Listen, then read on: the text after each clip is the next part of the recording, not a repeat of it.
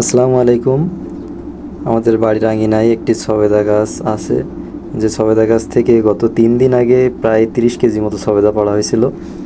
তারপর গাছের উপরের অংশে যে অংশটা আছে উপরে, সেখানে বেশ কিছু সবেদা পাড়তে বাকি ছিল।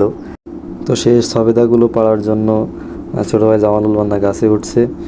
তো সে বেশ কিছু সবেদা এর মধ্যে পেড়ে দিয়েছে, প্রায় 5 কেজি মতো সবেদা পেড়ে আবারও গাছে উঠছে, গাছে উঠে সবেদা পাড়ছে। তো এই সবেদাগুলো কিন্তু আসলে অনেক মিষ্টি ফল। আপনারা জানেন যে সবেদা অনেক মিষ্টি হয়। তো সে গাছে উঠে সবেদা পাড়ছে এবং হাসতেছিল। সে প্রায় 1 ব্যাগ মতো সবেদা গাছে অলরেডি পাড়া হয়ে গেছে।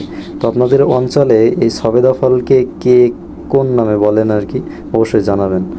এবং দেখতে পাচ্ছেন যে সবেদা গাছে অনেক পরগাছা ছিল, সে ভেঙে নিচে ফেলছে। এই পরগাছা কিন্তু অনেক ক্ষতিকর, এগুলো ভেঙে দিবেন।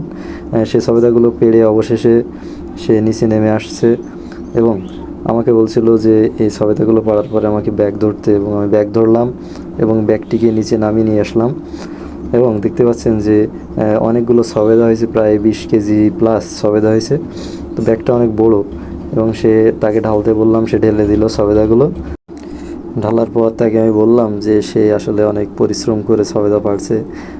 তাই বলার পরে সে মিসকি মিসকি হাসছিল। এটা আর কি খুব দুইজনে মিলে উপভোগ করলাম। তো সে দেখানোর চেষ্টা করছে যে সবেদা বাতি হলে আর কি এরকম গায়ে ডলা দেওয়ার পরে হলুদ বর্ণ হয়।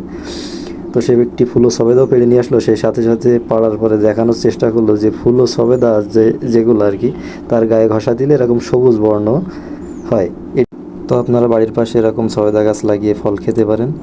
তো আমি একটু পরীক্ষামূলকভাবে দেখলাম যে আসলে হলুদ কোনটা বাতি হয়েছে, কোনটা হয় নাই।